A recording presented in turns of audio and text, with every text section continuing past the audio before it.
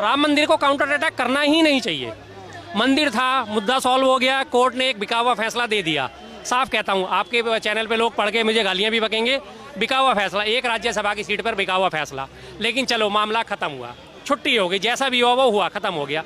मंदिर बन रहा है, बहुत खुशी है, कोई दिक्कत नहीं, नहीं बन रहा था कोई दिक्कत नहीं थी, बन गया, खुशी हो गई, बात खत्म हो गई। मंदिर बन रहा है, मंदिर को मुद्दा बनाना ही नहीं चाहिए कि मंदिर बन रहा है, मंदिर का आप जितना विरोध करोगे ये उतने आपके ऊपर हावी होंगे। जो कोर वोटर है वो अभी भी वही 37% से 40% के बीच का है। आप उसे राम मंदिर भी दे दो, आप उसे काशी विश्वनाथ भी दे दो, आप उसे मथुरा वृंदावन भी दे दो, आप उसे दुनिया भर के सारे भारत में जितनी मस्जिदें सब ढहा के उसके सारी जगह मंदिर बना के दे दो, तो भी वो 37 से 40% कोर वोटर जो है वो ऊपर नहीं उठेगा।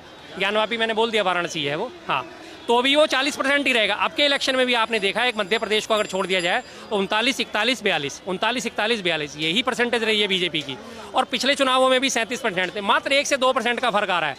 मेरे लिए मंदिर बन गया, मैंने पिछली बार भी बीजेपी को वोट नहीं दिया, मंदिर बन रहा है, मैं फिर बीजेपी को वोट नहीं दूंगा।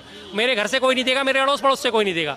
मंदिर की खुशी सबको है, जिस दिन प्राण प्रतिष्ठा होगी हम अपने घर में दीपक भी जलाएंगे, पर वोट फिर भी नहीं जाएगा बीजेपी को, सीधी सी बात है। बचे हुए 60% को है, विपक्ष उसको इकट्ठा कर ले तो उसकी बेड़ा पार हो जाएगा। ये 40% को आप भूल जाओ कि ये हमारे पाले में अब आने वाले हैं। एक ज़ॉम्बी होते हैं जिनको खून की लत लग जाती है, आदमखोर होता है, उसको आप ये उम्मीद रखो कि ये आदमखोर को हम शाकाहारी बना देंगे, ज़िंदगी भर कभी नहीं बनेगा। वो शेर है, घास खाएगा ही नहीं, मर जाएगा, सूखा मर जाएगा, भूखा मर जाएगा, पर उसे मांस खाने की आदत है, वो मांस ही खाएगा, चाहे वो खरगोश का खाए, चाहे वो गाय का खाए, चाहे वो हिरण का खाए। तो ये वो 40% वो हो चुके हैं, आप भूल जाओ उन 40% को। आप बचे हुए अपने जो 60% है उन पर कंट्रोल कर लो, उनका वोट एकजुट होकर डलवा लो, आपकी राह बहुत आसान है, बहुत आसान है। ये पॉसिबल हो पाएगा? पॉसिबल करना पड़ेगा अभी नहीं सर, करना पड़ेगा। एक दूसरे से आप सामंजस्य रखो, अपना एक दूसरे की विश्वास रखो। अगर आपको ये देखना है कि अदरवाइज इस 24 के चुनाव के बाद आप 29 का चुनाव लड़ने लायक पूरे देश में कहीं भी नहीं होंगे, सीधी सी बात है। सीजीआई को इन्होंने कंट्रोल कर लिया, इलेक्शन कमीशन को इन्होंने कंट्रोल कर लिया, इलेक्शन कमीशन का भी अध्यादेश पास कराया।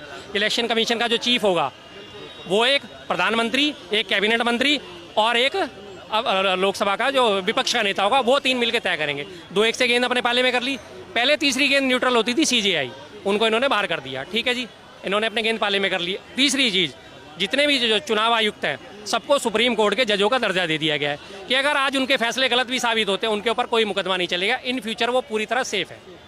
बस अगर कल को ये फैसले साबित भी गलत हुए, ईवीएम में हेरा फेरियाँ पकड़ी गई, आचार संहिता में हेरा फेरियाँ पकड़ी गई, कुछ भी, तो आप चुनाव आयुक्तों के ऊपर उंगली नहीं उठा सकते। उनको उन्होंने पूरी तरह प्रोटेक्ट कर दिया, उनको प्रोटेक्ट कर दिया, उनको अपने अंडर में ले लिया, सीधी सी बात है।